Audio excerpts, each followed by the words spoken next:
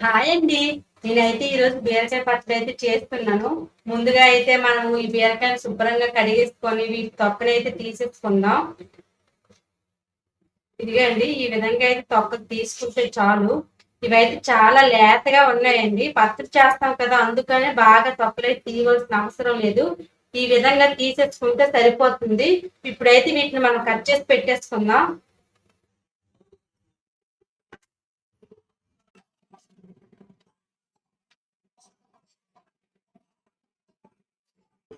ఇదిగండి వీటిని అయితే కట్ చేస్తాను.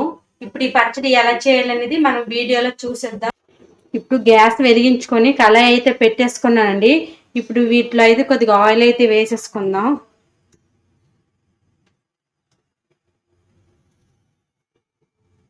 ఇదిగండి ఈ విధంగా ఆయిల్ అయితే వేసేసుకున్నా.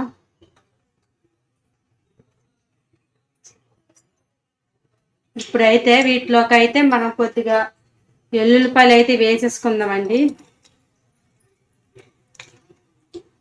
వేసేసుకొని వీటిని కొద్దిగా లైట్గా అయితే గోల్డెన్ కలర్ వచ్చినంత వరకు అయితే వీటిని వేపేసుకుందాం. ఇదిగండి గోల్డెన్ కలర్గా అయితే అయిపోయావి. ఇప్పుడు ఇందులో కొద్దిగా ధనియాలు అయితే వేసేసుకుంటా. ఇవి కూడా లైట్గా వేపేసుకోవాలండి.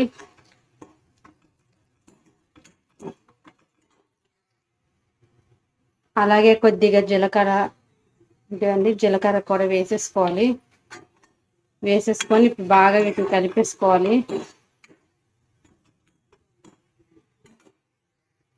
ఇదిగండి ఇవి లైట్గా వేయాక అందులోనే ఒక 3 ఎండుమిరపకాయలు అయితే చిక్కేసలు వేసుకోవాలండి.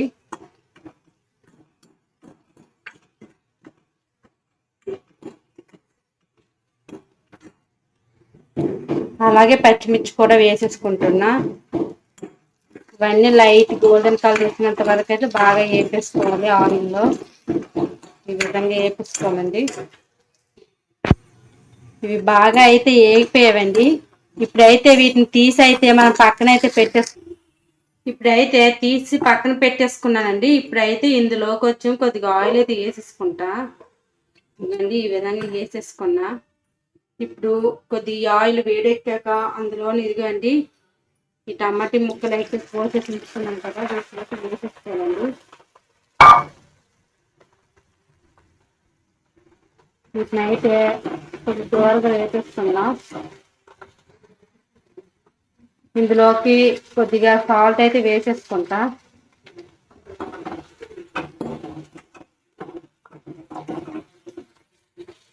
అలాగే కొద్ది పసుపు. ఇప్పుడు వీటిని కలిపేసి మూత అయితే పెట్టేసుకుందాం. కొద్దిగా అది ఉడికినంత వరకు అయితే మనం అయితే మూత పెట్టేసుకుందాం అండి. ఇప్పుడు టమాటా ఏగిందో లేదో చూసేసుకుందాం అండి.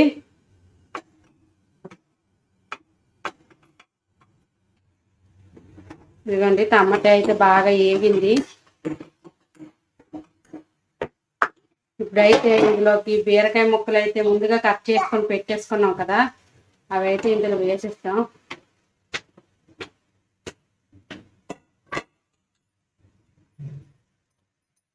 ఈ విధంగా అయితే వేసేసుకొని ఇప్పుడు వీటిని అయితే కలిపేసుకుందాం.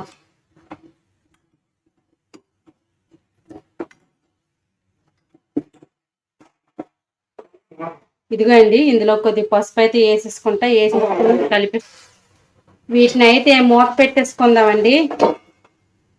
ఇదిగండి ముందుగా మనం వేపుకొని ఉంచుకున్నాం కదా, వీటిని అయితే మిక్సీ పట్టేసుకుందాం.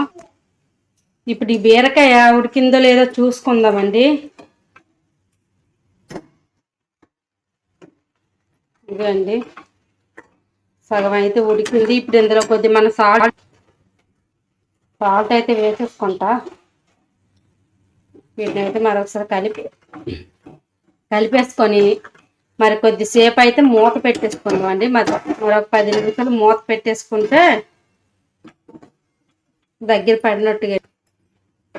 వీటిని అయితే ఇప్పుడు చూద్దామండి ఉడికిందో లేదో. ఇదిగా అండి బాగా ఉడికిపోయింది.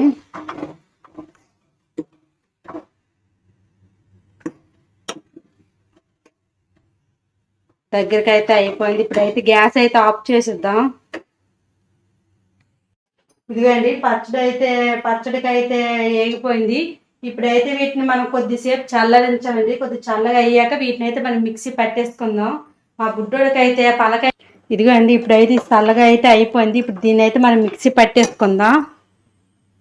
ఇదిగో అండి, ముందుగా వేపుకున్నాం కదా జీలకర్ర, ధనియాలు, మిరపకాయలు, ఎండుమిరపకాయలు అన్నీ ఇప్పుడైతే మిక్సీ కొద్దిగా పట్టేసుకున్నాం. ఇప్పుడు ఇందులో వేసి అయితే మిక్సీ పట్టేసుకుందాం.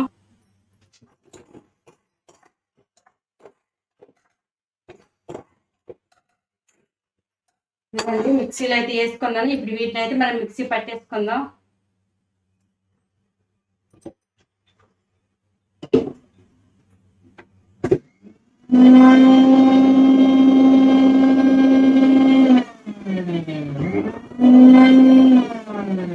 అండి, మిక్సీ అయితే పట్టేసుకున్నా.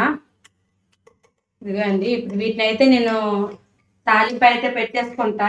తాలింపు వేసి ఇప్పుడు తాలింపు అయితే వేసుకుందామండి. కొద్దిగా ఆయిల్ అయితే వేసేసుకుంటా.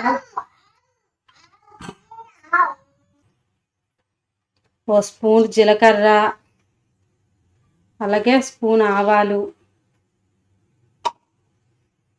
అలాగే ఎండుమిర్చి వేసుకొని వీటిని అయితే కలిపించుకుందామండి. బాగా వేగించుకుందాం.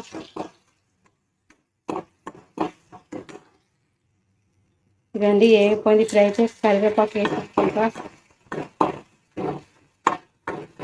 ఇప్పుడైతే ముందుగా మిక్సీ పట్టేసుకున్నాం కదండి బీరకాయ పచ్చడి, అది ఇందులో వేసేసుకుంటానండి. ఇదిగండి, పచ్చడి అయితే వేసేసుకున్నా. వీటిని ఇప్పుడు కలిపేసుకుందాం. ఈ విధంగా చేస్తే బీరకాయ పచ్చడి అయిపోయినట్టుగా అండి. నేనైతే ఈ విధంగా అయితే బీరకాయ పచ్చడి అయితే చేస్తాను. మీరు ఎలా చేస్తారో కామెంట్ చేయండి. అలాగే నా ఛానల్ని లైక్ చేయండి, షేర్ చేయండి, సబ్స్క్రైబ్ చేసుకోండి. Bye bye.